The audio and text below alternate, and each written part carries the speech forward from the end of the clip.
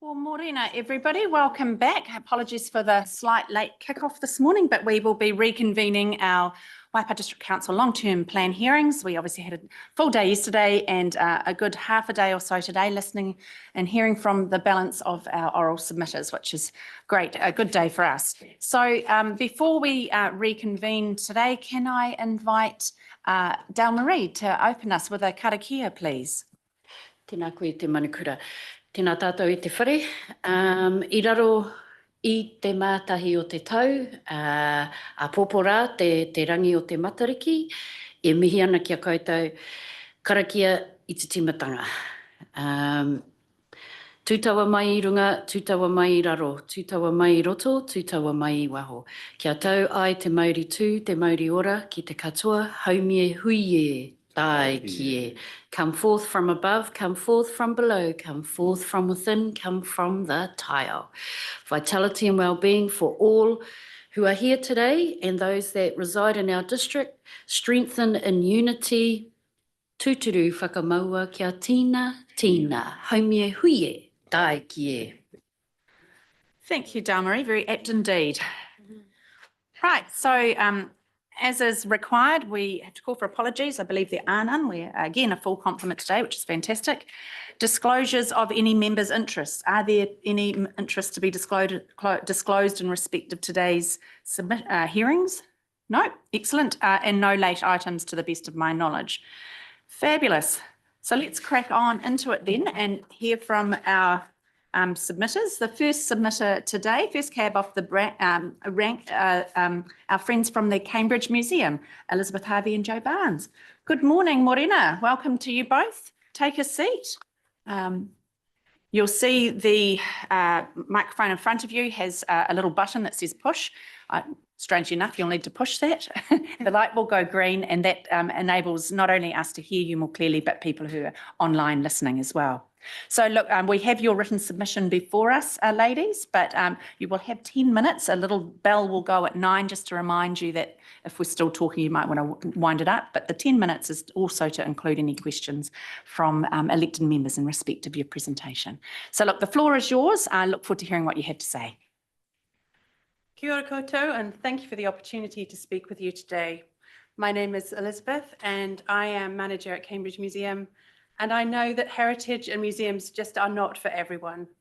We've all had those experiences when we've walked into dark, dusty corners, seen artifacts and stuffed animals crammed into corners, strange mannequins to your left giving you that eye and you're never really sure what it means. But when museums and heritage are done well, it can change the way we think about the world and how we think about our place in it. After all, a museum's role is to share the 3 W's: what was, what is, and what could be. And I know we get it right in the Cambridge Museum when I walk in and hear people talking and reflecting on what we have on display. Waipa District Council has a strong record of investing in museums and heritage, and the Cambridge Historical Society Museum is grateful for your generous support. Our purpose today is to encourage you to deliver a region-wide heritage strategy that amplifies that investment by working with trusted partners like us. Cambridge Museum has been championing Waipa's unique heritage for generations. In the last year, our visitor figures have continued to rise, and we delivered learning experiences in classrooms and at the museum for 580 plus students. And we've taken our histories to the people in the town halls, the libraries, life care villages, and in the shops. And we're pleased with the results. In a visitor survey that we conducted within the gallery between January and March of this year, 101 people gave us a 9 out of 10 satisfaction rating. And on Google, we currently have a 4.3 out of 5 stars. So yesterday I was looking at recent testimonials, and Laura Mayer, who visited in February, wrote, "A lovely curated museum. Definitely stop by while you're in town to get insights into the town's history that you might have missed otherwise." In March this year, Mark Morgan wrote, "The kids loved listening to the recorded stories in the old operator phone and doing the scavenger hunt. The staff were also lovely and welcoming." I must have been away that day. They even showed the kids how the money wire works. So here are some highlights of what we've just done in the last 18 months. Capturing Cambridge was an exhibition we did in the town hall, which focused on a collection that we have of about 40,000 negatives of pictures around Cambridge between the 1960s and the 1980s. And we wanted to put people in those pictures. So there on your left, you've got a picture of Mary Wright standing in front of a picture of her taken in 1975 when she and her colleagues were moving out of the BNZ building on Victoria Street. In the middle, you've got some middle school students getting hands-on with some technology. Does anyone know what they're looking at there?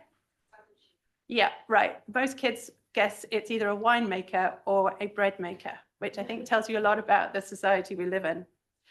Karen, my colleague, is standing next to an exhibition that she's done at Lauriston Park, which tells the story of a gent called William Rout, who chose to retire in Cambridge in 1890 and has a diary that's saved in the National Archives. Amazing insight into the town. At the bottom there, Hidden Histories is something that we had the honour of doing in collaboration with Ngāti Karoka Karakura, which tells the story of the pa and gardens around the lake and the role of the kingatanga and the impact of the railway in Cambridge. In the middle there, we've got our stall at the Autumn Festival, where we had traditional games and a now and then quiz. And just at the bottom is our back chat article, which we do 3 times a year. And my purpose in writing that is really to get people out and about and actually see the histories that we have on our doorstep, because it's fascinating things that we can show.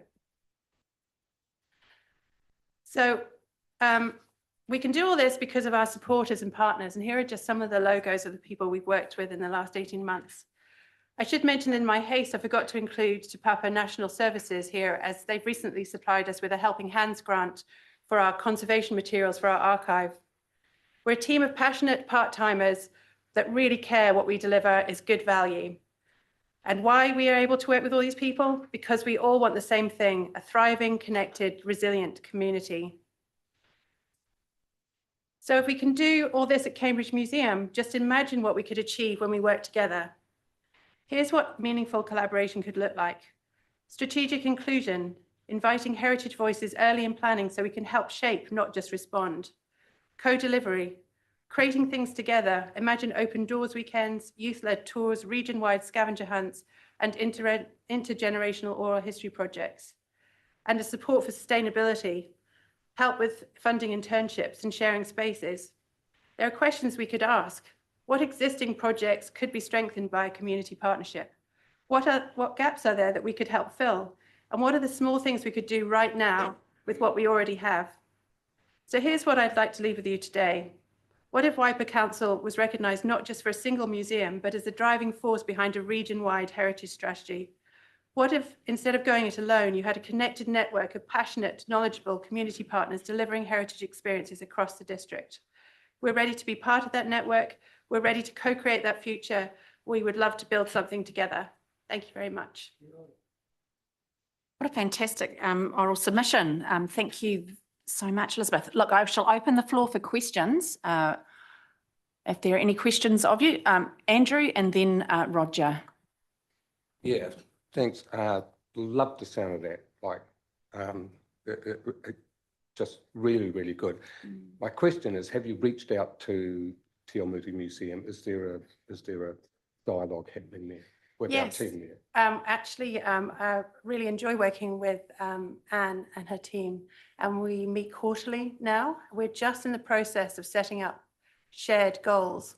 What we're struggling with is because there's not a heritage strategy, it's how we can actually have a focus in what we're wanting to achieve. And really to incentivize that collaboration. That's really what's missing. Roger. Yeah, thank you. Thank you, Madam Chair. Thank you for coming along today. I think it's a very, very good submission. And the concept that you're suggesting, I think, has got, you're not asking for money, you're actually asking for a change in our philosophy, really, in terms of focusing on a heritage pathway. It is a pathway. What would you suggest would be the first step that you'd like to see along that pathway? I'd like us to develop a project that we can work on together, something that we can explore along that principle. What if, what is now, what could be, that combines all our experiences. A really common idea is what is home to us. Imagine if we had an exhibition and related events that actually spanned all of the heritage centres that asked that very question. What does it mean to be home? Te Mutu and Cambridge Museum are already working together on an online resource that looks at heritage homes, but we need to extend that and actually bring the people in and the emotions in. And I think once we do that, it would establish a framework on how we work together. Any other questions of Elizabeth or Joe while they're here? I haven't got a question, but just love all the work you're doing and the new upgrade of the museum over the last year or so. It just looks really stunning. So well done to you and your team and everything. Just the enthusiasm's really amazing. So Thank you. you're That's very kind. perfect person for the job too. So. Thanks. Great stuff. Look, hey, thank you so much for your input today. And yes, it's refreshing. I guess it's a bit of a theme we heard yesterday. A lot of people are appreciating the financially constrained environment we're all in. So trying to find better ways to collaborate and skin cats is a and let's not start the cat argument, but is certainly in our wheelhouse right now. It's something that we need to focus on, I suspect. So thank you very much for your submission. It's really logical and thought-provoking. So thank you. Take care. You too. Thank you. Thank you. Is Nick here? Yeah. Oh yeah, here he is. Excellent. So our next submitter is Nick Kentland, who of course is not new to the chamber. Morning, Nick. Nice to see you. Take a seat. You've seen the drill. The green light needs to be going. You'll have 10 minutes inclusive of questions, and Claire will ring the bell at 9 if you're still going to give you a fright. Okay, we have your written submission obviously in front of us at page 176, but the floor is yours. Thank you, Mayor Susan and councillors. It's great to be here and also great to see that you've got so many people coming along to speak to you. That's it's democracy in action, I guess. So that's very heartening to see that level of interest. You've got my written submission and I didn't really want to go over all that again. I think I've made the points I wanted to make really. But I just must really concentrate on the fact that, you know, we as the people paying, finding this rate increase just over the top really. And you know, it's going to be really challenging for some people to be able to afford it. And the difficulty is that, you know, rates are compulsory. We can't say, hey, I'll just make do with less of this because I need my priorities are somewhere else. So that's incumbent upon council, and I don't envy you the task at all, to make sure that every dollar that you are wanting the public to pay for you can be justified and is essential. Having said that,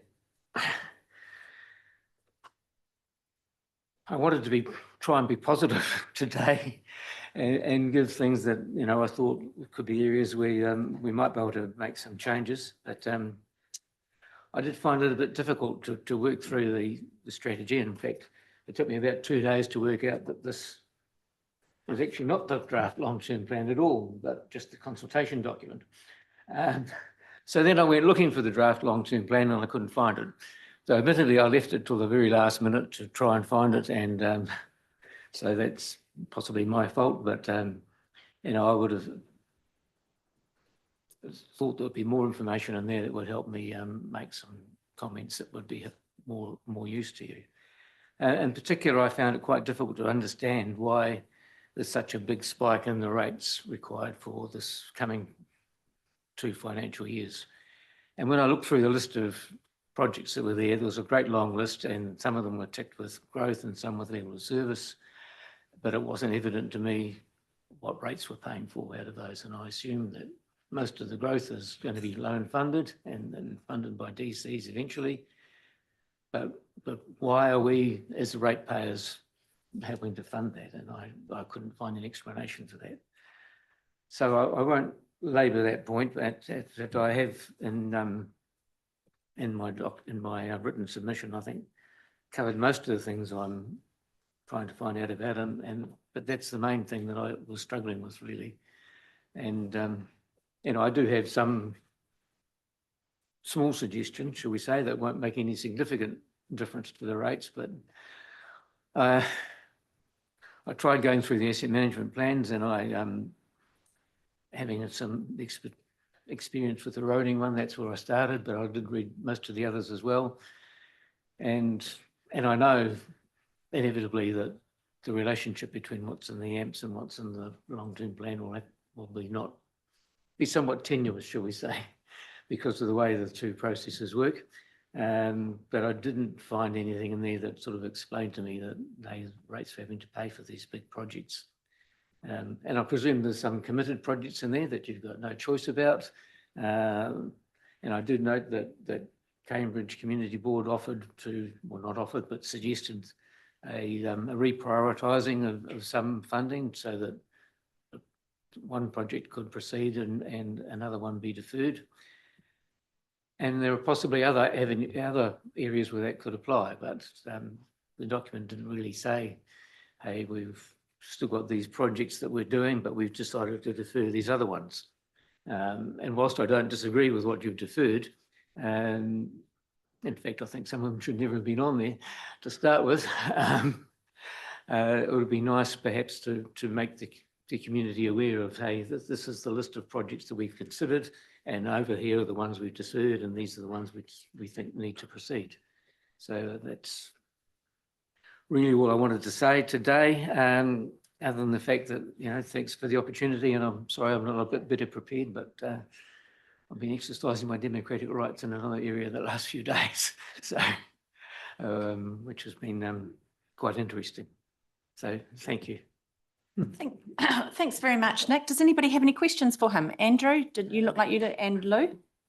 Not a question, Nick, but look, rates is a very blunt instrument. There's no two ways about that.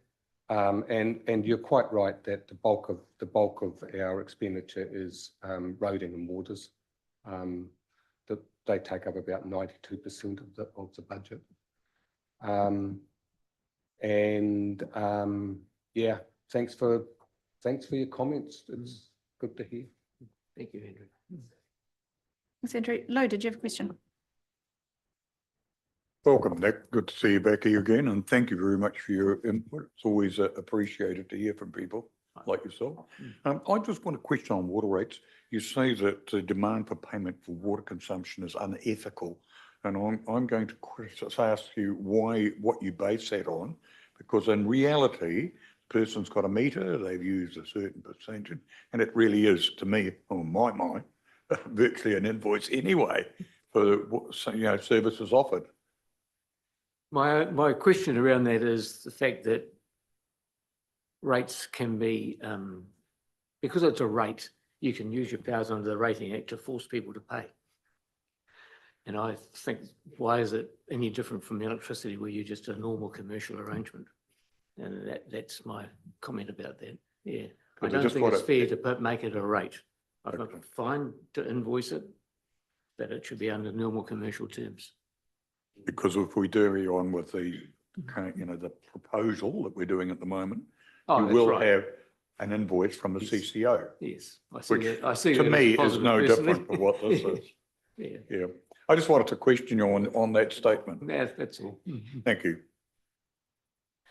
Any other questions for Nick while he's with us today, exercising his democratic right? Thank you, Susan. Yeah, no other questions. Hey, look, thank you very much for your considered submission and the points you've raised. Really appreciate it, and for coming in and talking to us today. Thank you very much. Take care. Okay, thank you. Have a good day. You too. Thank you, Nick. Thank you.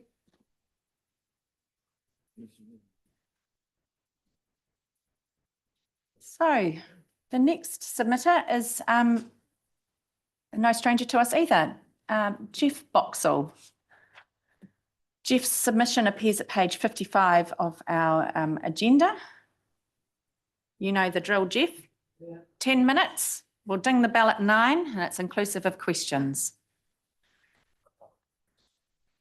It should be green. The light should be green. Now it's green. There you go. There we go. Look at that. There you go. Getting quite professional. Yeah, you become a professional submitter, Jeff. This is in regard to the long-term plan.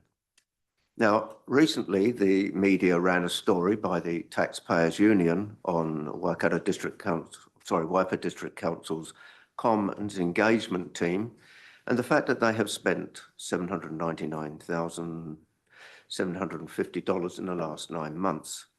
For once, I can say that you've had good value from your team.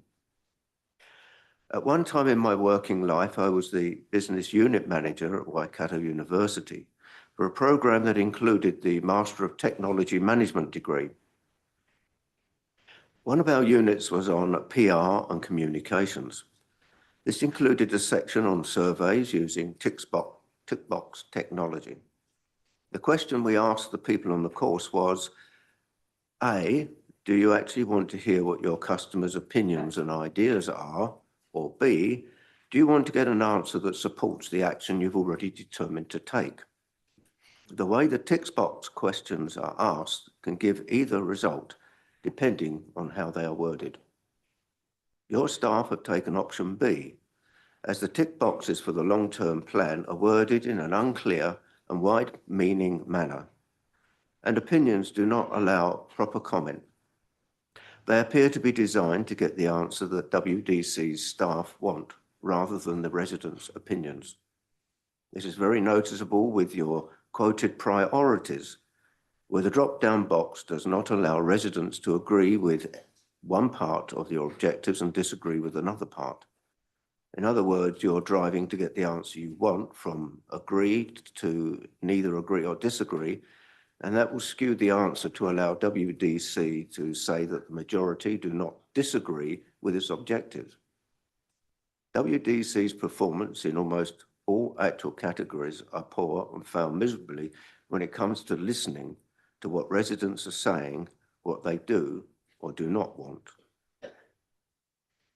I and others have concerns with the way in which growth is financed and the lack of clarity on what part of the cost and often subsequent debt is ratepayers and what is that of the developers. Myself, looking around, I see so many new subdivisions, and the fact that many of them have so many empty sections. My view is that there should be no further subdivision until the existing ones are 75 to 80% developed, unless, of course, the developers are willing to pay all cost up front or put the infrastructure in for themselves. And I have read articles that say that often it is at much lower cost than the work that is being done by the councils involved.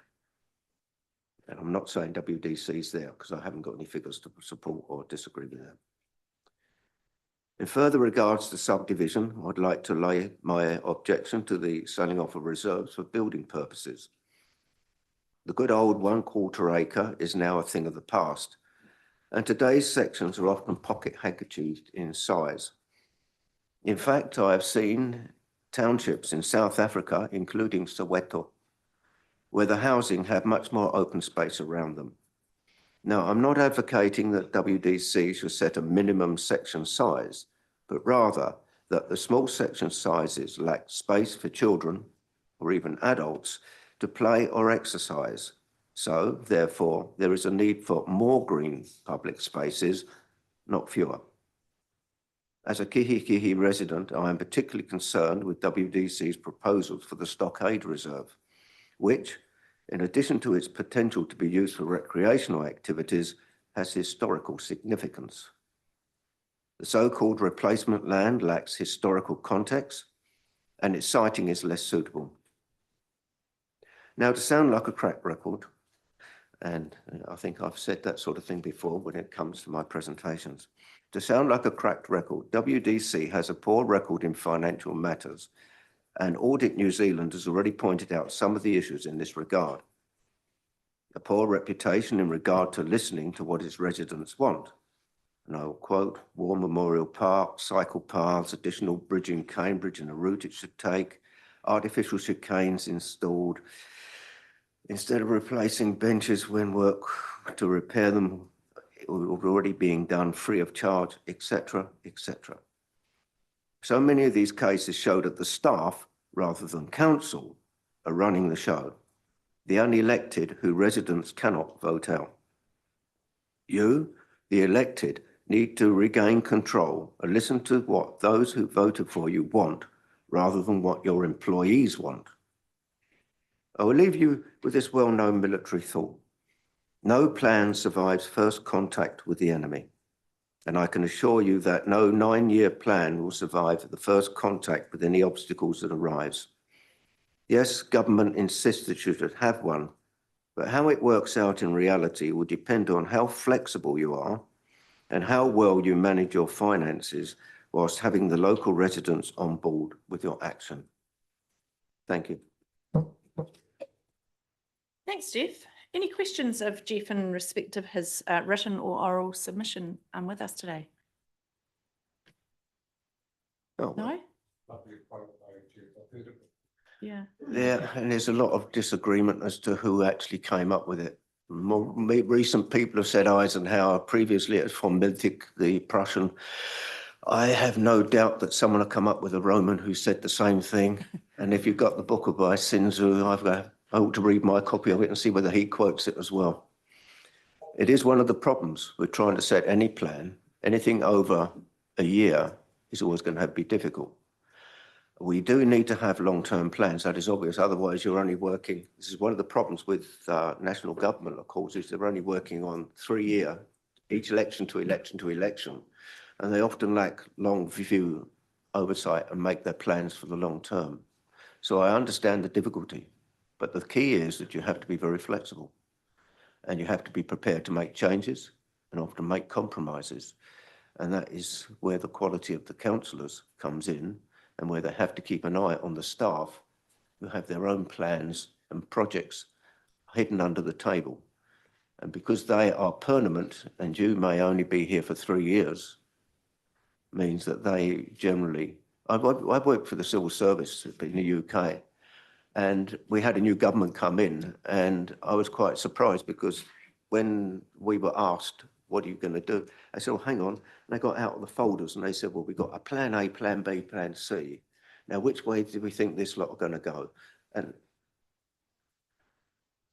so it's very tricky. So I wish you all luck. Yeah, like it's a universal, not tension, but it's a reality of the governance operational rub, right? We're none of us in this room are blind to that. Absolutely. Yeah. Hey, another wise person once said, if you fail to plan, you plan to fail. So I don't know who said that, probably not a Roman either, but hey, look, thank you so much for your time. Oh, did you have a question, Lou? Jeff, firstly, thank you very much for everything you do. And I know you very well. But I just want to ask about the tick box exercise that we talked about earlier.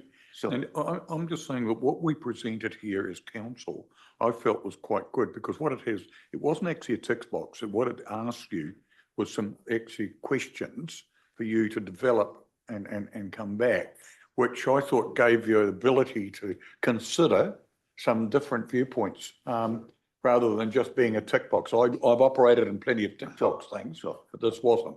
I would agree with you on that, Lou, that it was better worded, but the opportunities to actually split and say, I agree with part of it, but not with the other, wasn't there. And again, we're back to what was the intention you wanted to achieve? And it didn't make it clear that you actually wanted people's opinion. It was going to be slewed one way or the other. If you want, next time you can put something to me and I'll go through and vet it for you, free of charge. I won't charge you consultancy fees. Excellent. Hey, we'll take those observations on board. Any other questions for Jeff before we let him get on with the rest of his day? No? Excellent. Thank you very much indeed. Thanks very much, Jeff. Oh, I turned my head. Yes, and the next submitter is Sharon Sterling. Yeah. Morning, Sharon. Nice to see you. I couldn't see you. You're hiding behind the chair there, behind Bruce. He's online. We'll be online after Sharon. So nice to see you. And you too, Sharon, are not a first-time caller. So the light should be going in order for us to be able to hear what you had to say. Anyway. And you'll have 10 minutes inclusive of questions. So the floor is yours. You can sit, stand, do whatever you want. And we're all ears. Nice to see you. Okay, well, good morning, everybody. Thanks for having me again. I realise you don't actually get much choice in that. You'll be supposing I'm going to say something about the ongoing debacle at the Memorial Park, and I will just shortly.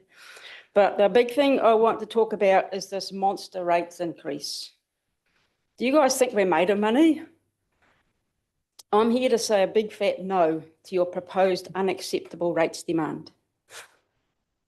Now, Councillor Monti has explained a number of times why you need so much money.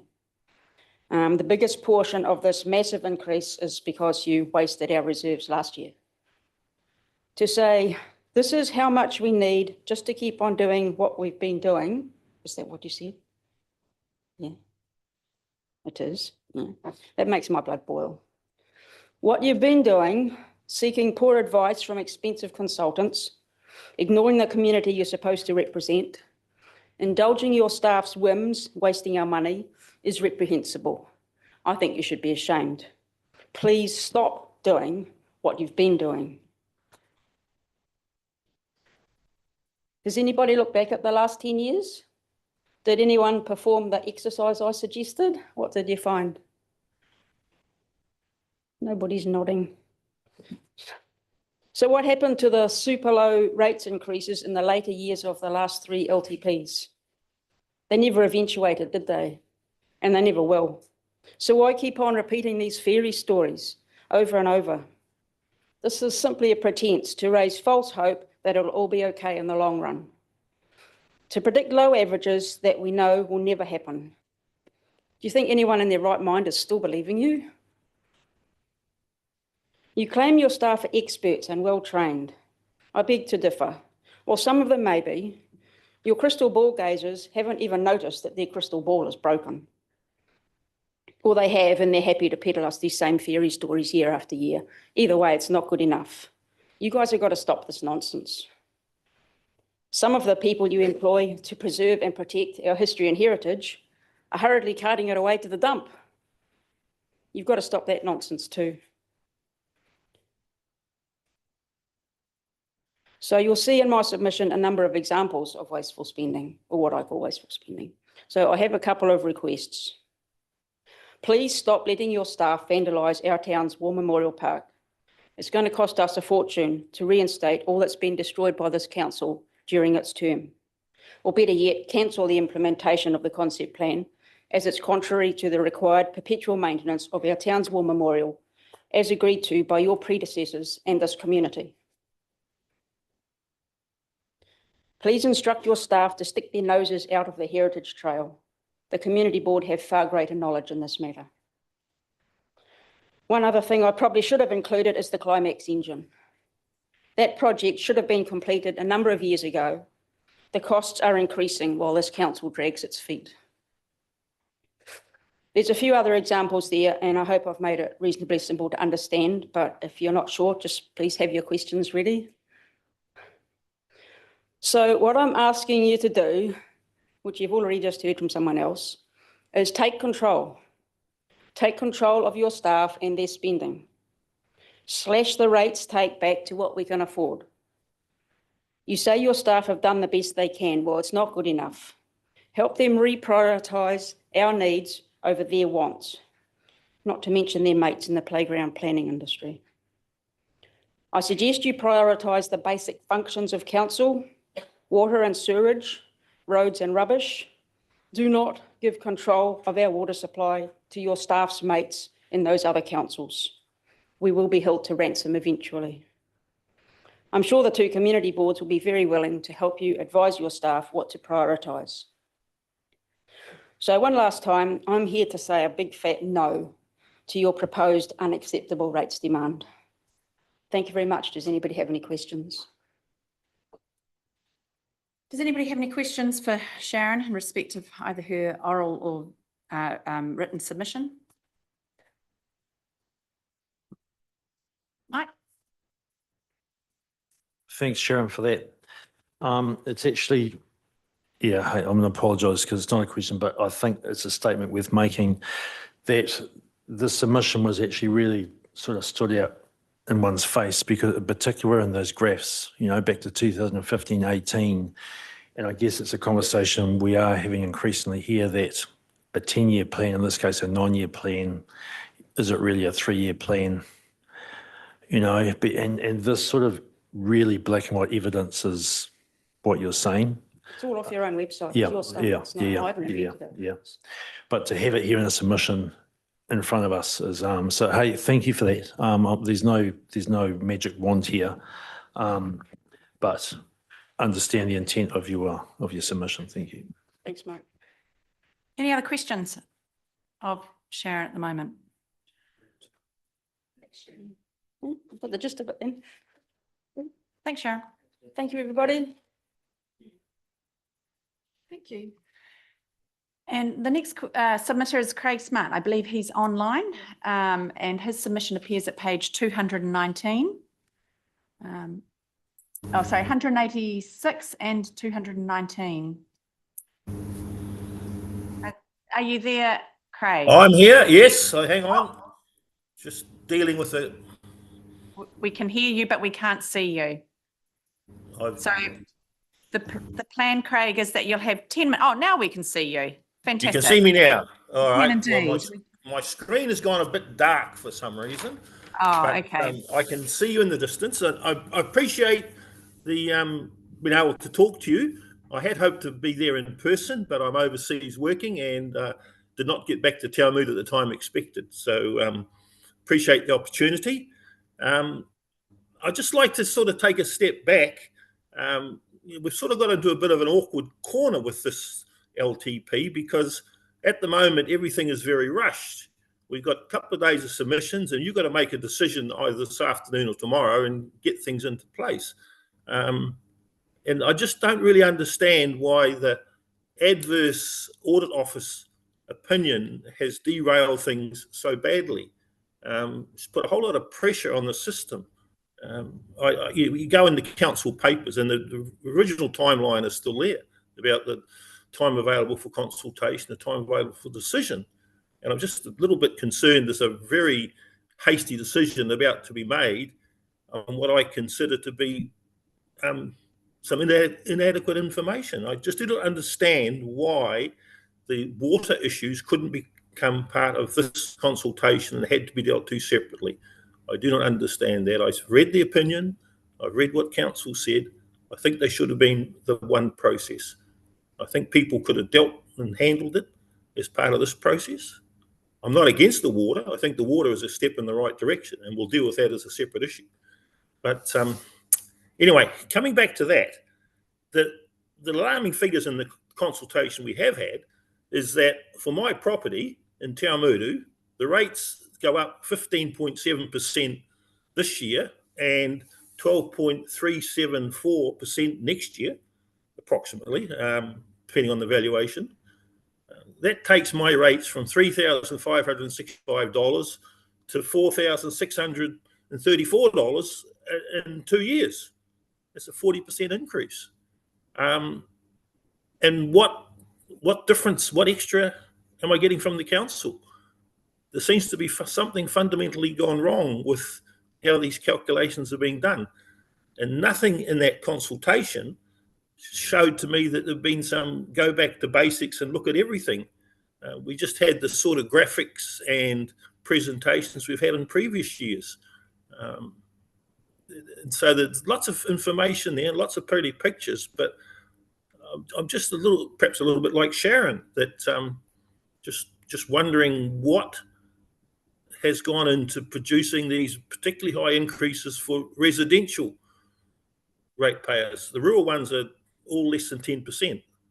And so why the residential and commercial have gone up so much and are proposed to go up so much in such a short time? There's nothing in there that convinces me that it has to be that way. So that's my key point, is that the rates increases are very high. I can't see the reason for it. I would urge that you review the inputs. A lot of things that people would like to have are getting deferred. Libraries, pedestrian walking paths, so on and so forth. But I think there has to be another step somewhere. So that's my slight rant about the rates increase. There'll be a lot of people around town will be quite worried about such increases and how they're going to pay for it from limited incomes. And I just just don't understand why it has to be that way. I actually put in 2 submissions. So one in my personal capacity about my property. The second is about the park. So I'm a member of the park group, the Waipa War Memorial Park Maintenance Committee, and just there's this concept plan which council has approved, but we know there's no money available for the park. But in the LTP consultation, it says there's 4.1 million to be spent between the park in Taumutu and the park in Cambridge. There's no detail about what is to be spent where. I understand from talking with staff that none of it's really for Taumutu. So I would just like council to recognise reality and say, look, for the next 3 years, the short term of this plan, the 3-year planning period, that we will not be implementing the concept plan, and all the money we have will be going to other projects. At the moment, I have a slight doubt that there's perhaps a few million being squirreled away to be spent in the park when it's not really necessary. Further down the track, when finances improve, fine, but just not at the moment. And so, yeah, 4.1 million Taumutu and Cambridge, no clear indication where and what that's going to be spent on in those particular parks, and just like to see that make a decision that, right, we're clearly not doing anything in the Taumutu Park apart from continuing with the existing maintenance. Current maintenance levels, a little bit of changes here and there out of operating expenditure would be fine. There's 1 or 2 things that should be done in the short term, some replanting and some minor changes, but we don't need the big issues right at the moment. Let's get through this big problem that we have. So that's me. Thank you, Craig. Does anybody have any questions for Craig in respect of his 2 submissions, really? One on a personal capacity and the other in respect to his involvement with the Taumutu War Memorial Park Committee. Questions? Philip, question? Yeah, thank you. Thanks for your presentation. I'm certainly hearing it loud and clear. I'm from Cambridge side, or Cambridge ward, but sitting hearing from this side about Memorial Park, and it's a bit like a pair of shoes. Do you want it or do you need it? And so I'm hearing you loud and clear, and the community with regards to Memorial Park. So, yeah, thank you. Does anybody have any questions for Craig before he dials out for us? No questions. Look, thank you, Craig, for your submissions, and thank you for taking the time to Zoom in and share your thinking with us. We really appreciate it. We will be deliberating on Thursday, so we'll take on board all the submissions, both written and oral. So thank you very much. Thank you for your time. All right. Yeah, take care. Cheers, Craig. Yeah, bye.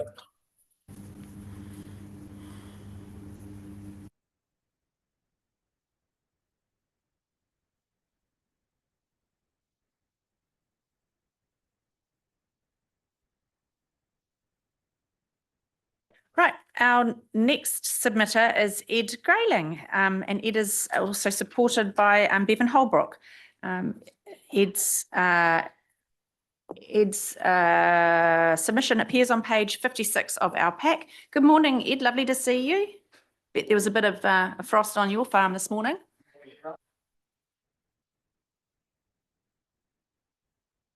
Oh.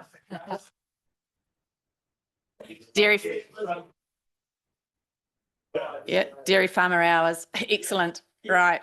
Look, the floor is yours. You've got 10 minutes inclusive of questions. The light should be green on the microphone there, and you may need to pull it a little closer to you when you talk so that we can hear you clearly, both us, those in the chamber and those online who may be listening. So look, the floor is yours. We have your written submission, and we look forward to hearing from you. Yep, excellent. Thanks, Susan. So morning, everyone. So just with me today, I just wanted to give a sort of a bit of an update about what we're working on at Rukahia for our village. And with me today is Bevan Holbrook, who is a director at CKL in Hamilton, and we have engaged with CKL to be our lead planners. So we're sort of working down the process. I'm still working with Joan Forrett as well, and she sends her apologies today. I actually don't know if she does. She's in the south of France, so she probably doesn't actually. So, but that's fine. And hopefully a map's coming around just with a bit of detail and whatnot. So we're also working alongside Greenwood and Associates. They are landscape architects, and we have commissioned them to develop a village concept plan. So, which is sort of quite exciting. And we're also working alongside Future Proof, and you'll all know who Future Proof are, but alongside, Jim Epineth and Vanessa Honore, who's Waipa District.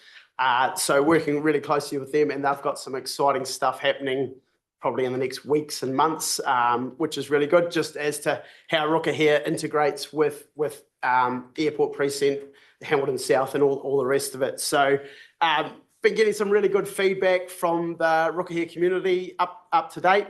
It's been really largely quite positive, which is really exciting for us, especially around, and I think Bill talked to me about it. We had a meeting out at the lake, but formal recognition of Lake Kariotahi. So pretty excited about that, and there could well be an opportunity to incorporate Kariotahi into the Waipa Peat Lakes and Restoration Wetlands Accord. So I don't actually think it's part of that process yet, but there's an opportunity there to add into that, and the community is really on board. So really excited about that. And they've given us some really great contributions to what needs to come into our village to make Rukahia a great village. And my list of things just gets longer and longer the more people I talk to. So which is a good thing, to be fair. So and we think the concept plan's really important to ensure Rukahia gets developed in the right way. We all know, and I guess you can't be too blasé about what's happening out in the community. Airport precincts has been pushed go. So the diggers and earth moving machinery is all there at the moment. So it's all pretty exciting. More and more people are showing interest in the community and the lifestyle and all the rest of it. So we just think that Rukahia will need to be developed in the right way, and the way that fits with the needs and expectations of the community. So it's about figuring out what all those needs and expectations look like, and working out a plan for that. So, but we also think it's important to have the right people involved and to have a shared vision, something that we can all work towards. So I think that's probably where we step in as a bit of a leadership role within the community to ensure everyone's on the same page, that we're all working towards the same thing. And I guess I just want to reiterate that Rukahia is at a pretty pivotal point right now. It's exciting to be involved in the future of our village. We're keen to work alongside council and as to what that might look like. And obviously developing a concept plan is the first step in the right direction. And that's got benefits for not only Rukahia, but all the other stakeholders within the community, within the wider precinct, as it were. And I guess you're all pretty aware as well, but that community consultation and engagement, that comes with a cost. And I guess we're here today to ask council to help contribute towards that cost. And that might, for us, it's an allocation of $100,000 approximately, funding towards that Rukahia concept plan. And Bevan's got some more sort of details on that as well. So around concept plans that have, Kiki concept plan, Parongia, Ohalpo, Rukahia seems to be, Nahanapuri, Rukahia seems to be the next logical step in the right direction. So, and it's exciting to be part of. Thanks, Ed. Look, the plan that you've got in front of you, that isn't a concept plan. I've called that a context plan. It's really just to assist you guys to see what's going on around Rukahia Village right now. And you can see it's pretty busy. You've got SL1 and SL2 along the northern side of Southern Links there. Obviously, SL1 has got a fast track application live at the moment as well. So there's a real possibility that something happens up there quite soon. That red dot that you see there, that's the proposed site for the Southern Wastewater Treatment Plant that Hamilton City Council currently have land for. That's less than 2 kilometres away from Rookahare Village. The purple area, obviously that's the new business zone at the airport. International flights started there this week. So there really is a lot going on around Rookahare. The edged areas that you can see here, that's the land that Ed owns in red, and the green area is land that he leases. The pink area around the village, that's actually zoned large lot residential. So Ed's got quite a bit of land that he could develop now with a live zoning, but he's really mindful that he wants to do the right thing and have a long-term vision for Rookahare and make sure that what we do there does not sort of compromise that longer-term vision. And that's why he's pushed go, I guess, on a village concept plan, is to make sure that there's a community-led plan for the village, because things are starting to zero in on Rookahare pretty quickly and we need to get ahead of the ball. So yeah, that sort of outlines, I guess, the rationale for the request. Like Ed said, he's already commissioned some work. Greenwood and Associates are already underway, but this has got to be bigger than a Ed plan. This has got to be a community plan, and that's why he's put this request into the long-term plan. Hey, thank you so much. Yeah, really, I mean, we first touched base with you during the Ahuaki roadshow, really, didn't we? And really grateful to you for driving this body of work. It does seem almost bizarre that we haven't kind of thought about this before now, or before you've raised it with us in this respect, given our focus on the other smaller satellite villages. So look, really appreciate you coming in today and sharing your thinking with us and your request. Questions from people. Dale Marie. Tēnā kōrua. This is refreshing. Couple of questions. Don't have a complaint about the rates increase. Sorry.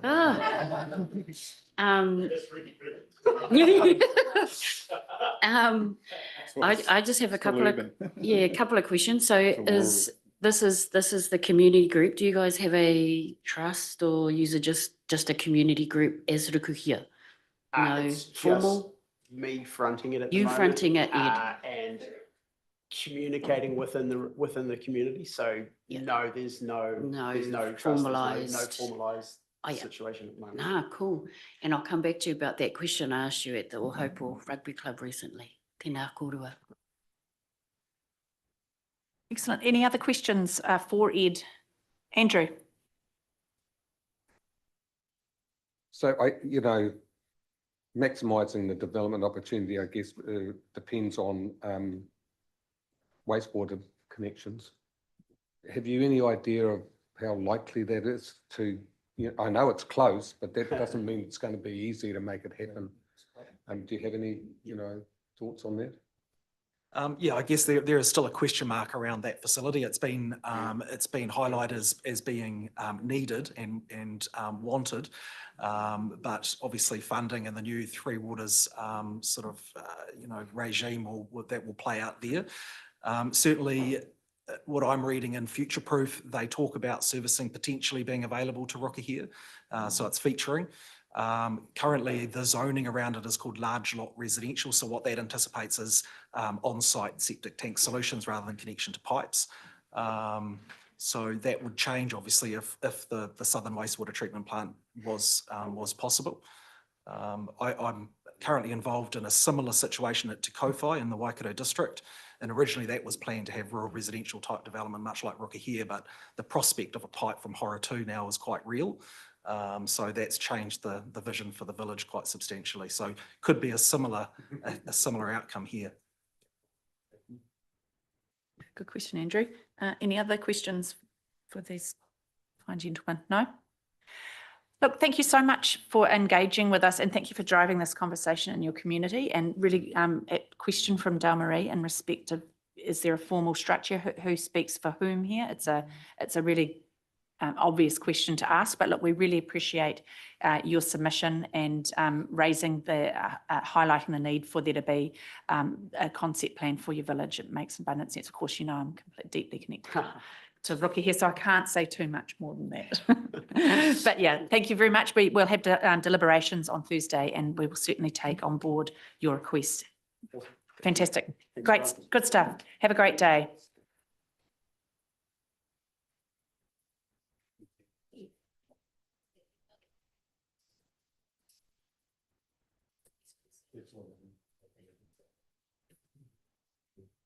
Right, so our next submission comes from Timothy, Kerno and Sandra, but I understand Sandra is not with us today, just Timothy. So good morning. Is it Timothy? Tim? Tim. Timothy sounds like you might be in trouble. So yes, there's only certain people that call me Timothy. You know you're in trouble then, right? Exactly. Yeah. Exactly. No, nice to see you, Tim. Take the seat. Take your seat. We have your submission in front of us on page 113, and you'll have 10 minutes, inclusive of questions, and staff will ring the bell if you're going over at about 9, just to give you an idea of where we're at. Going over. Excellent. No, good.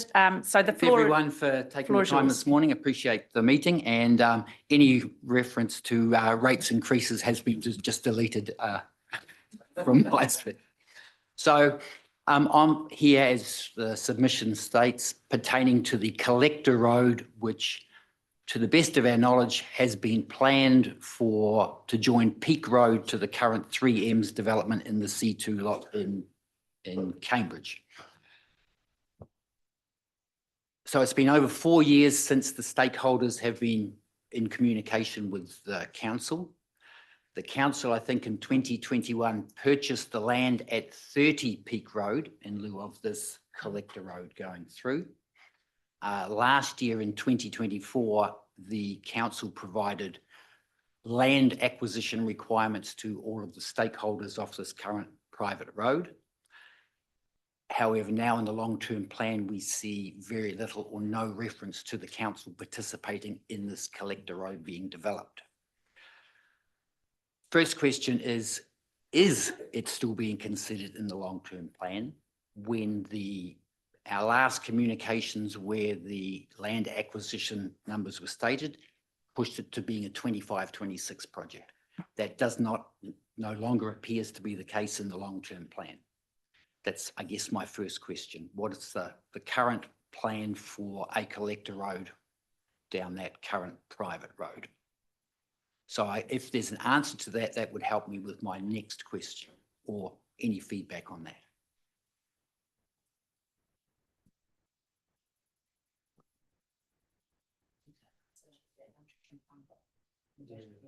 Sure. It's been shown in the C2 plans for, well, quite some time. So I'm not saying I speak on behalf of all of the stakeholders, but we've been communicating with many of the stakeholders, and we're all very interested to know what the long-term plan is. That's probably a question for staff to answer, and the brains that you need to tap into on that one is not currently in the room, but we can answer that for you. So are we able to move on and we'll get back to you, we'll circle back to that, or is our answer dependent on what you're going to say next? Should that not be in the plan, that the council's going to assist in funding this Collector Road, what options, given that all of this land, 16 hectares or 40 acres, is currently zoned medium density residential, what options are there for people to subdivide independently, given the medium density laws and the fact that no services exist there at the present?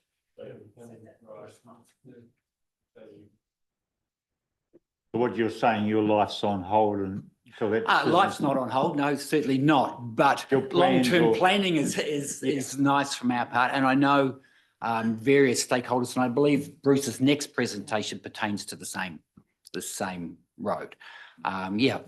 What plans can we make, either independently or long-term, that road really has to go through. I mean, I know development at the moment is slow, and the 3M's development is very slowly filling up. So the next step is that land that will be accessed from this Collector Road. We actually have Wayne Allen, Group Manager for Planning, on his way down to answer that very question. Fantastic. That very question. Most appreciated. I was just going to make a comment. Roger, yeah. Sure. I think what we're experiencing, and it's happened over the last year and a half, is a general slowdown. I understand. And just living around the corner from you, Yes. as you know, I've seen the fact that there's been progressive development of C2 and C3, but it's not as fast as what we anticipated it would be. But my perception is you're quite right, that land has been purchased, but I'll be interested to hear what Wayne responds when he comes in. For sure, absolutely, yes. Well, obviously that was our impression when Waipa District purchased that block. We thought, okay, that's fantastic news. It's obviously good news from our side. If a collector road goes through, it gives us access to our properties, or with services on board. So, yeah, keen to know that. I think also perhaps because the school hasn't developed as well, that slowed things right down, or the prioritising it as well. Last 3 years, what was happening was this, and now it's been this, and maybe it's just starting to be on the upswing. But I appreciate that property market, development market has certainly slowed over the last few years.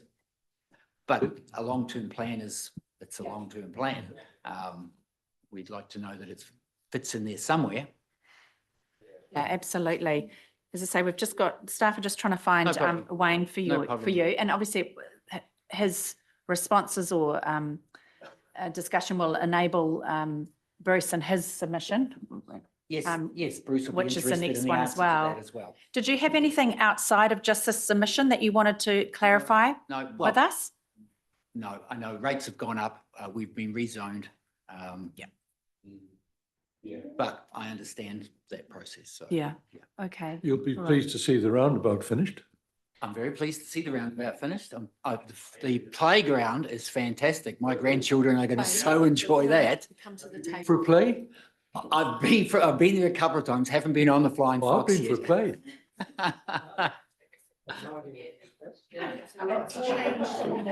Oh, for sure. We're looking out our back window and watching the houses grow ever closer, which is a good thing. But it would just be nice to get some clarity. You're just about in the centre. We're almost in suburbia. Good morning.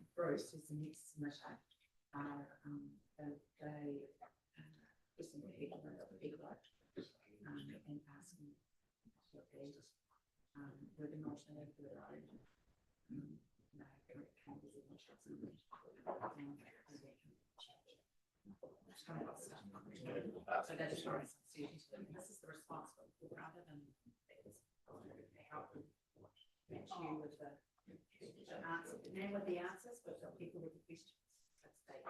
So Would you like me to give another 30-second to? Absolutely. So for the last, since the C2 plan was released, really, there's been a plan. On the plans, it shows a collector road and swale and such running down the current private road at 30 Peak Road to join up with the 3M's Bridleways development. Council went and purchased the property at 30 Peak Road a few years ago. Middle of 2024, we received, or the stakeholders, many of the stakeholders received a plan showing land that would be acquired for this collector road with a timeline of possibly 25, 26 on that. We are looking at the long-term plan, which stretches out quite some time, and see no mention of council participation in furthering this collector road. Just like some clarification on that. Sorry, this is Wayne Allen. He's Group Manager for District Planning. So right. He'll be the man who'll be able to give you some answers or He's under something. the Hopefully, don't look so scared, Wayne. No, look, no, thanks for the query. It's something that council staff have been looking at in any event. As you know, there's been significant investment in the C1, 2 and 3 grow cells by the council, both in relation to the securing of the drainage area into the Waikato River in the C3 area to facilitate stormwater all through the C3, connecting through C2 up to C1. So there is linkage there with infrastructure on all of those growth cells. And that's been an important component to secure for facilitating growth and development within those areas. We are making progress in terms of securing the swale systems, the land that we need to purchase for the swale systems in the C2 up to the C1 area. So there's been considerable investment. So that's just an example of the investment in the stormwater. There's investment in relation to the roading, collector roads that you're seeing going into the C2 area. That has come at considerable cost and land acquisition for the council. The council operates on a basis that we will secure the land if and when we have development, so we can offset the cost. We are simply not able to go in and purchase all the collector roads for a growth cell, not knowing when and if the development's going to occur and when and if revenue is going to be received to offset that cost, particularly with the significant uplift in the value of the property that is costing the council to purchase. So I caveat that. And so whilst we've done the structure plan in the areas that you've identified in the C2 area, where we will eventually, and it's all just a matter of timing here, get the collector road furthering out to the western area, out to Peak Road. It will be subject to the ability of the developers in the first instance to connect through to the existing collector road and then provide for the ongoing connections to the west direction. So Existing collector road is the North-south? 3Ms right of ways? The north-south collector road that's already been put in by 3Ms I'm talking about. Okay, yes. So the collector road that comes off that in a westerly direction, I think is the area that you're referring to, because we've been dealing with Mr. Correct. Plowman, I think is another name.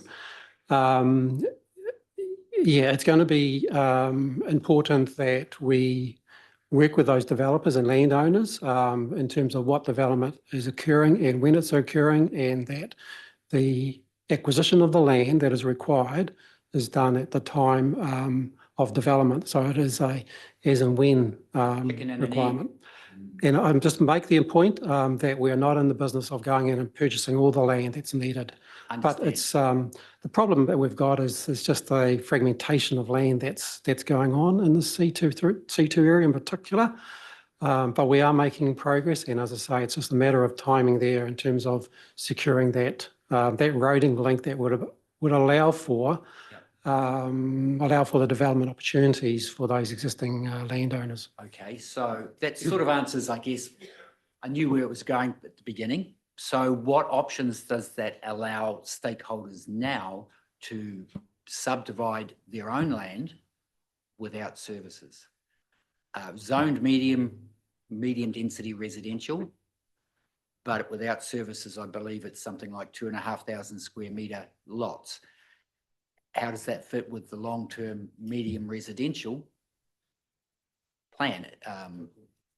No, look, that's not something that we would encourage, because you don't get efficiency of development. If you're subdividing for residential as opposed to residential, it is a residential area. We've done the structure planning associated with that. We know what needs to happen in terms of the roading and the infrastructure to support it. It's a question of timing and delivery. So subdividing in a sort of a manner that's not going to give rise to efficiency of development is to be avoided. So you wouldn't get planning permission should you choose to say, I'd like to chop off 2,500 squares off my property at this time with no services? No, it's a residential zone, not a residential area. We'll be encouraging the timely development of it for a residential subdivision. Okay. Thank you very much. Right, are those all your questions answered, Tim? It's a little bit irregular for a hearings environment, but it makes sense given yourself and Bruce are here. Absolutely. It's sort of answered, but I guess I knew it was only really a sort of answer anyway. It will take time. Okay. And I appreciate that. So, yeah. Wonderful. Thank you all. Thank you very much, Tim. Roger, did you have a question? Can I just mention that you've obviously found that Wayne's very willing to share information, so I suggest that maybe outside of this hearings. Absolutely. That you yes, we will. We'll be emailing Wayne. Yeah. Badger, you can put me straight to junk mail, Wayne. You've got to get it from the horse's mouth, and I'm not calling you a horse, Wayne, but it helps to get the right correct answer. And just to follow through, we're quite happy to sit down with those landowners and just work through, the time and expectations of development. So Brave man, Wayne, because you're a brave man. Well, He is. I was at the He is. LTP Cambridge Farmers Market. I think Mr. Plowman came up and spoke to me. Oh, okay, Ken, on, yes. on the issue. So, I'm sort of dealing it on a different basis, and so is Tony Coote. So happy to just work with the There are some landowners. strong personalities in the group. fine. I want to bring some support. Anyway, Fantastic. thank you very much, Tim. guys. Thanks, Tim. Thank you so much. Thank you for being willing to listen and wait for us. The next submitter is Bruce Earnshaw, and I believe Bruce is on the same point. But Bruce, did you want to come and ask any extra? Did you require any extra information, or you're all good? No, please tell me the response to those questions. So just kind of backing up that you'll get a response. So Fabulous. And as Wayne's indicated, happy to obviously establish good lines of communication. Other stakeholders will want to hear it from Wayne. Yeah. let us know. Perfect. Great. Thank you very much. Great. Thank you. Thank you, gentlemen. Have a fabulous day. Who would believe we're actually running ahead of time now? And Judith Brown is our next submitter. She is online, I believe. Oh, there you are, Judith. Thank you for making yourself available slightly earlier than your allotted time, but we are being very efficient with our time yesterday. So nice to see you. You'll have 10 or so minutes, which includes questions from elected members, should they have any. But we also have your written submission in front of us. So the floor is yours. I look forward to hearing you raise some issues with us today. Good morning. Thank you very much. I have a cold, so please excuse my funny voice. I live opposite Lake Te Kutu, and for the last 7 or 8 years, and during that time, there hasn't been any improvement in the quality of the banks or the lake itself. And in fact, when I wheeled my own children around the lake and pushchairs, etc., it doesn't seem to have improved at all. I'm really concerned that the council hasn't budgeted to care for the lake and its surrounds, and it really is. It could be an iconic feature of Cambridge, and in fact, it was voted by the people as the best lake in Waipa, which is astonishing. But if you don't know what weeds look like, you probably do think it's quite pretty. I noticed that 9 years ago, when we were building our house, I noticed that the council were planting agapanthus along the boundary opposite the Anglican church. And I pointed out to them that they were pest plants, and they continued to plant them. They said they weren't. Well, they are, because now they've never been deheaded, and they're just spreading down the lake, stopping all forms of regeneration, and we don't need them.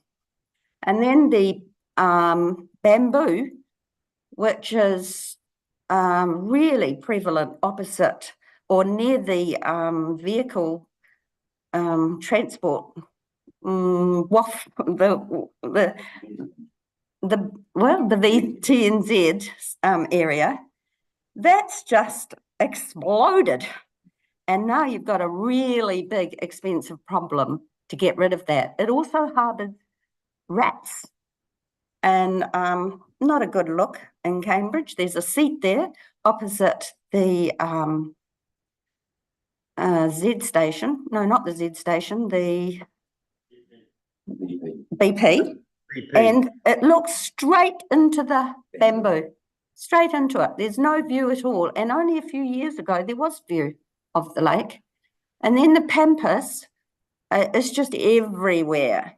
And that, if you were a farmer, I'm sure you'd be told off having fields of pampas. But the council, on that side of the lake, near the car park, has pampas, blackberry, honeysuckle, gorse, to name a few. And it also has a growing number of wattle trees, which should be removed before they start to become a problem as well. I'd really like the council, I know it's expensive and I know you're always short of money, but I really would like the council to focus on the lake, to employ someone and involve the community. And also the council has to be, council workers have to be upskilled, because my brother, for instance, saw someone putting compost around privet on the cycle path. Well, that's ridiculous. So I really think it's very important that the lake is fixed up. And I focused on the banks because that's where my knowledge lies, the weeds.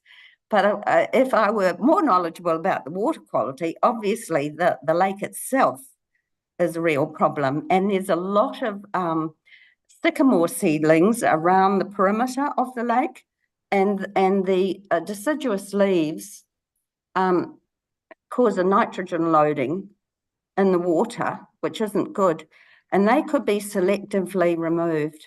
I think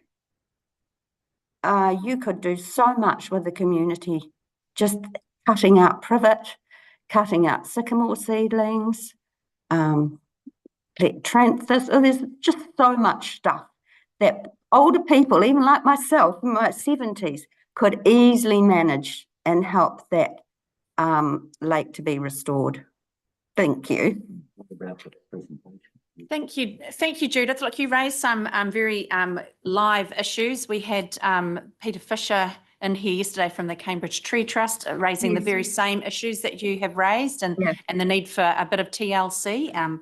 And certainly I'm a bit horrified as a farmer to hear that that agapanthus were actually being actively planted. That concerns me. But anyway, look, I shall open the floor for questions from elected members in respect to your submission. Does anybody have a question for Judith? I think we're all pretty much in agreement in terms of your frustrations, but I shall ask anyway. Dale Marie.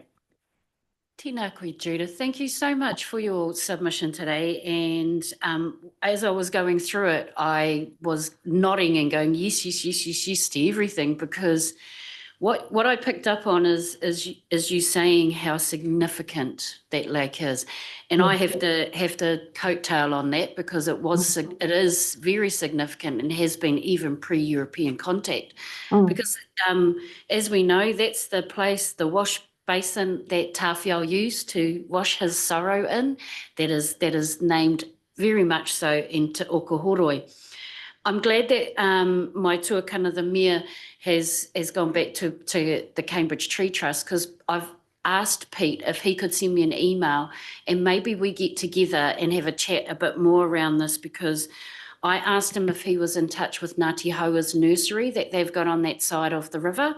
And also just thinking about, he also mentioned around the physicality and needing probably some younger people to get up and down those banks to help out with the people that are facilitating this stuff.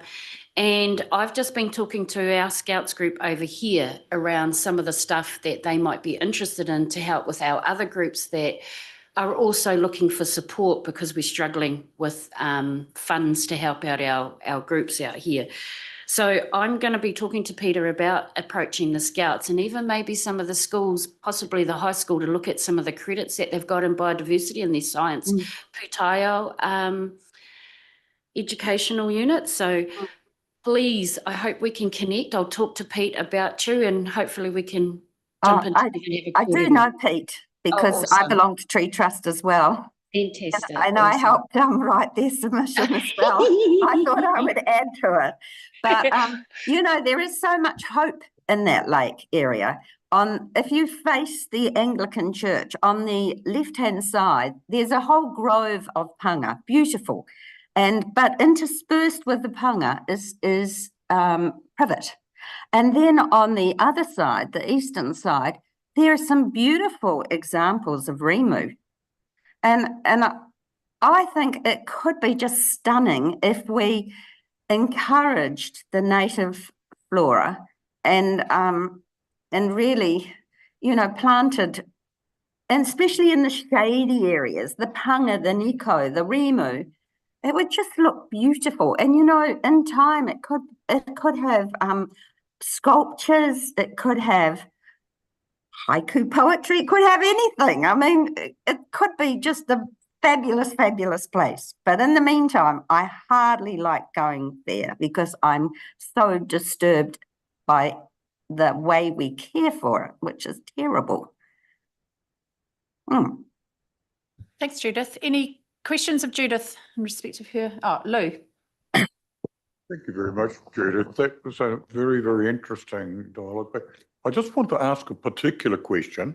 I've had some experience with bamboo, and bamboo can be much more tenacious than agapanthus.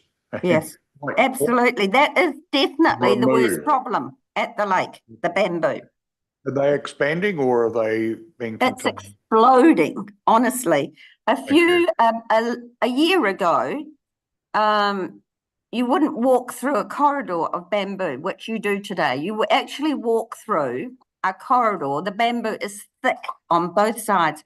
And, you know, in my submission, I said, I believe the problem, because now you have to use glyphosate, which is a pretty dangerous chemical. You can't mulch it. I don't know how you're going to get rid of it. It's just terrible. And the more you leave it, the worse the problem's going to get.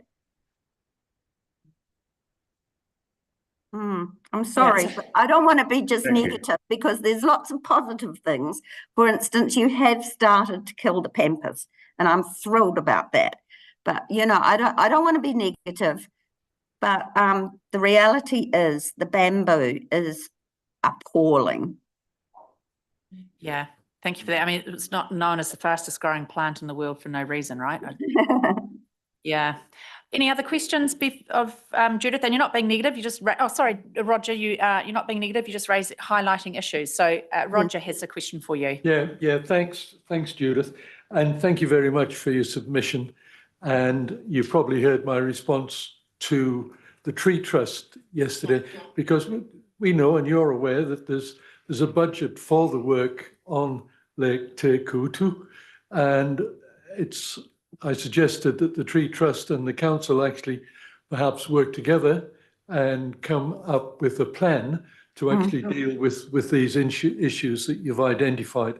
But you're correct. It's a wonderful resource, and it's iconic in terms of Cambridge. So we really do want to present it in the best possible fashion. And historically, I think we have to acknowledge its importance and treat it with respect. Oh, undoubtedly. Yeah, too right. Anyway, thank you. I really appreciate being able to talk to you. Yeah, look, thank you, Judith. Really appreciate your expertise and your the passion you have for your submission and the lake. So thank you. There being no further questions, do look after yourself. Hope you get over your flu. And thank you. Not a flu. I think it's just a cold. Oh, a cold. Yeah. Thank you. All righty then. Thank you. Okay, Thanks, bye. Judith. Bye. Okay, our next submitter is Tom Davies, who is no stranger to us either. Morning, Tom. You're here. We're going to invite you to take a seat early. So how about us? So look at us go. Tom is here representing himself, and his submission is before us, and you know the drill anyway, Tom. Well, thank you. You have my submission, so I'll raise just three points out of it. The first one is I note that the RTO has submitted, and also Harriet, I think, has already submitted. Looking back, the RTO lost 20% of its funding. Te Awamutu Eyesight lost 80% of its funding. So I think we need to consider how we support our eyesight. I'm no longer on it, but it desperately needs some support, more so than the RTO. And I've questioned in here what we've got.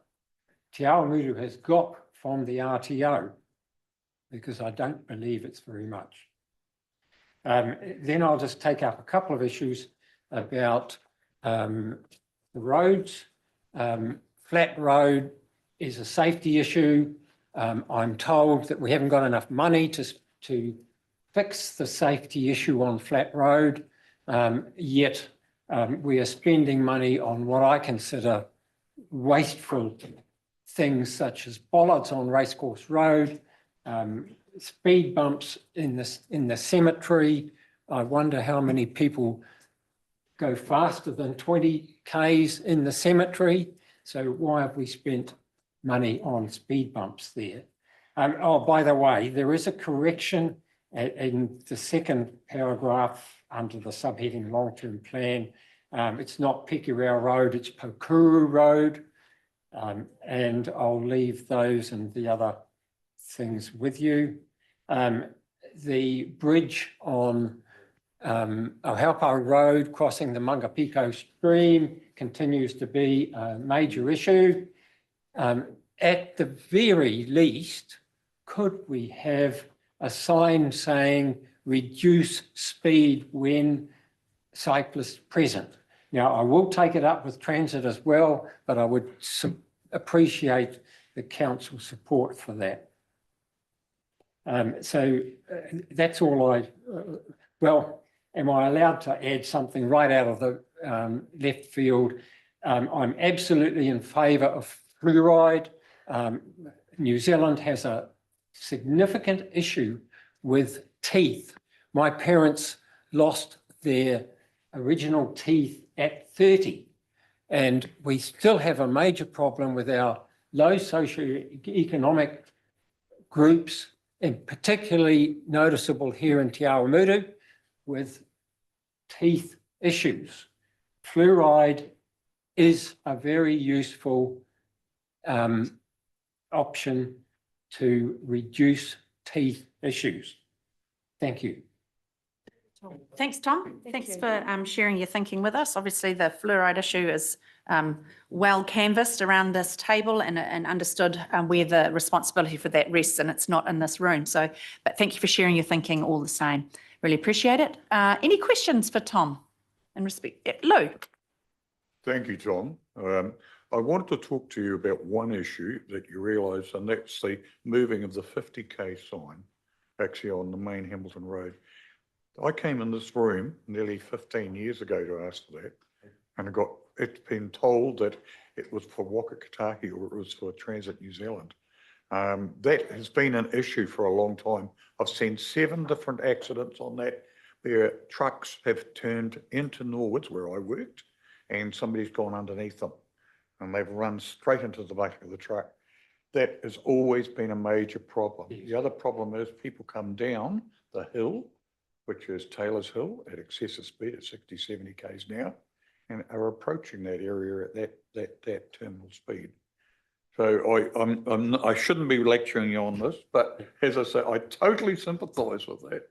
But it has been in the books and it's been here for a number of years, and it is something I think, particularly with the growth of town, has it. Thank you. Do you consider this a very important issue? And that's my question. You yourself, do you consider it? Yes. Thank you. Is it more for cyclists or? Well, it's a bad bridge, full stop. Yeah, it's a narrow bridge. It's not well lighted. So it's a bad bridge, but even worse for cyclists such as myself. Is that being made worse with the walkway that they put over, or? No, that's an improvement. And I mean, for cyclists and pedestrians, just another walkway on the other side would be useful. So the biggest risk is coming south, cyclists coming south. Going north, we are using the, even though it hasn't been finished very well, we are using the side bridge. Thank you for it. So I had to mention that because, as I say, having sat in exactly your chair a number of years ago with it.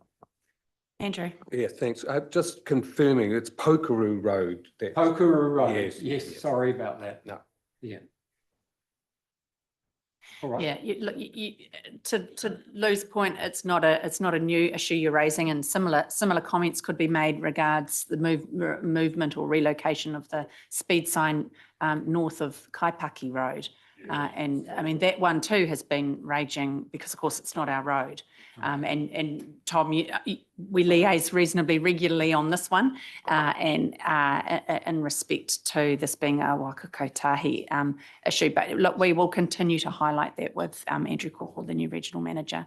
But thank you for your submission and raising it still as a pressing concern. Any other questions of Tom before we invite him to get on his merry way? No other questions? No. Okay. Excellent. Cheers, Tom. Nice to see you. Thank you.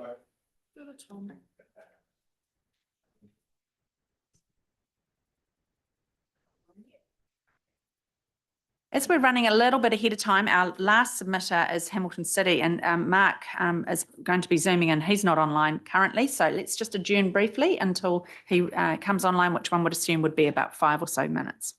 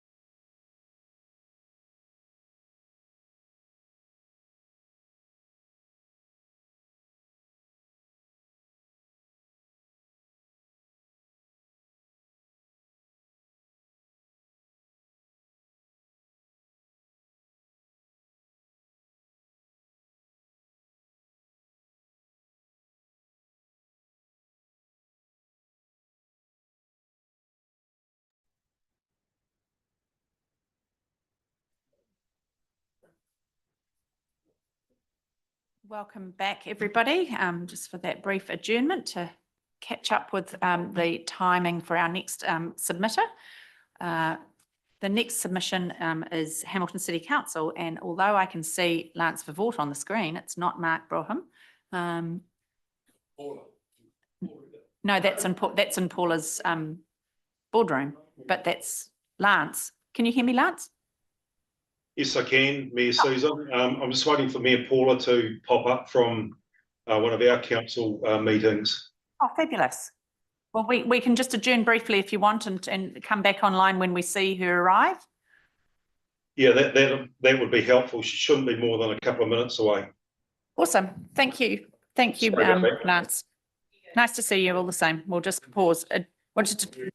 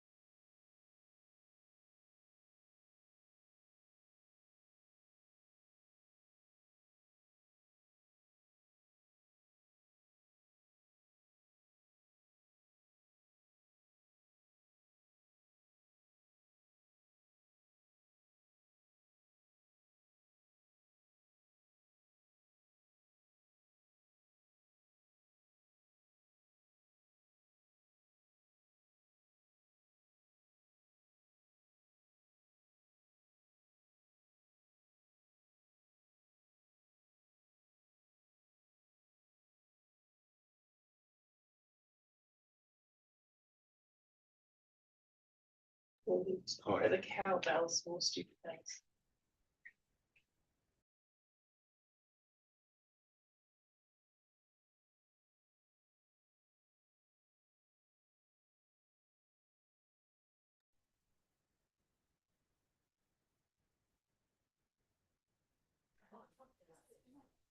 Well, welcome back, everybody. I'll reconvene the meeting, our long-term plan hearings, and our last submitter for the day is Hamilton City Council, and it's wonderful to see Mayor Paula and CE Lance Vavort on screen presenting their submission to our council today. Lovely to see you both. Good morning. Good to see you both. You all as well. Look, normally we'd have 10 minutes, but we're giving you more than that because, you know, you are our neighbours. So we've all got your submission before us. We really look forward to hearing what you have to say in respect to any additions or highlights you might wish to make in respect to that. And we'll open the floor for questions at the end if that's suitable to you. Thank you. Thank you very much. And yes, you will be quite familiar with this. We'd like to acknowledge and thank Waipa for their partnership so far with Future Proof and our cross-boundary issues. We really enjoy that relationship that we do have with Waipa. I'm very grateful for it. In terms of partnership going forward, I don't think that it's been any more important than it is right now with the fast growth that Waipa is experiencing on your northern part and also as on the southern part of Hamilton. So in particular, we place great importance on fit for purpose long-term infrastructure, which includes the Southern Wastewater Treatment Plant, noting of course that at the current time that is not all accounted for in budgets. So the treatment plant, the Puketi Wastewater Treatment Plant upgrade has assisted in some part, but will only take us so far. The northern part of Waikato and Waipa need a further capacity in wastewater before too long. So that's one of our critical issues that we want you to consider, how we work together to deliver one fit for purpose wastewater plant, not multiple ones, even though of course we recognise the government has put fast track in place and that there may be some bespoke solutions in some parts. So those are the main points for the partnership. We, like you, we'll continue to face significant challenges around our funding. Growth is not going away. You're not going to slow down your growth and we're not going to slow down ours. It's coming our way whether we like it or not. And I believe this presents us with both challenges and huge opportunities if we do it in a partnership approach. We want to explore future opportunities for shared services with Waipa District Council and other councils, any way in which we can find cost-efficient ways of working and save money for our ratepayers, which is what your ratepayers and ours want. I think we have only just been working at the cusp of what is possible, and now with local water done well, being done separated from council's business, it really opens up the conversation about how else do we work together to give full effect to localism, because I'm not talking about one organisation subsuming another, I'm talking about partnership. But we need to look more carefully about how we can be cost effective. And Susan, Mayor Susan, you will know that we've had a few conversations about some of the ways that we could share services. We would like to have further conversations about the fast track, and we have in fact done that to some extent through Future Proof, and how we work with government's current policy settings and how we worked to get government to understand the implications of those policy settings to enable us to achieve an integrated approach for our future community. Of course, that does come back to the Southern Wastewater Plant in part and Southern Links. We value our collective advocacy, and we note, Mayor Susan, the good job that you did recently when you were called in by Local Government New Zealand, and because of your availability, you were able to talk to the Prime Minister around growth and the pressures, including us in that boundaryless conversation, and we appreciate that. So that's where I'm coming from, and now I think Lance will cover off some specific issues about local water done well and how we work across boundaries. Thank you. Thanks, Mayor Paula. Thanks for the opportunity to speak today. I just wanted to reiterate around partnership, and I just wanted to acknowledge you, Mayor Susan, and Deputy Mayor Liz. We have a lot of conversations at a bunch of different fora, and I have to say, Steph, you coming in as CE, from my point of view, is with my senior execs working with yours, I think the relationship's probably gone from strength to strength, and I really appreciate the way that you work with us, Steph, and your team. I think even though we're sort of gone our different ways for the time being around waters, we still will be very interconnected on that, as we've talked about before, making sure that the two water CCOs are both built with Lego building blocks, so we can join them together later on as things progress over the next wee while. But also, just want to reiterate what Mayor Paula said, the conversations around what we can do better together going forward. Looking at, I don't like using the term residual council about the future councils, and I think there's some real opportunities there with the strong relationships that we have. Just to the wastewater treatment plant, you probably see the key detail we put in our submission, which is reasonably succinct.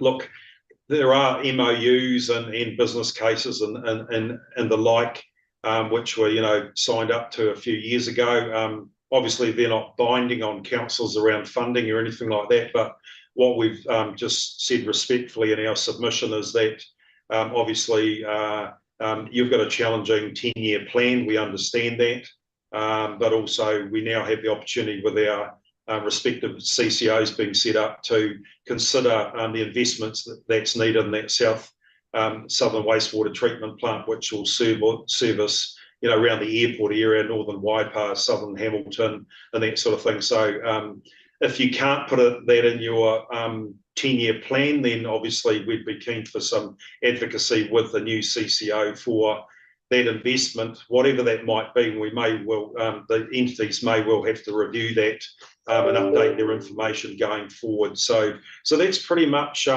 what we wanted to talk about today. It's not the only thing. There's lots of other things that we talk about, but just continue the conversation around potential boundary adjustments, what that SL1 area looks like, how we work that through in a measured way that works for both councils, but also delivers on the key economic priorities that central government and others are looking for as well. So we'll leave it there. We're more than happy to answer any questions. Kia ora.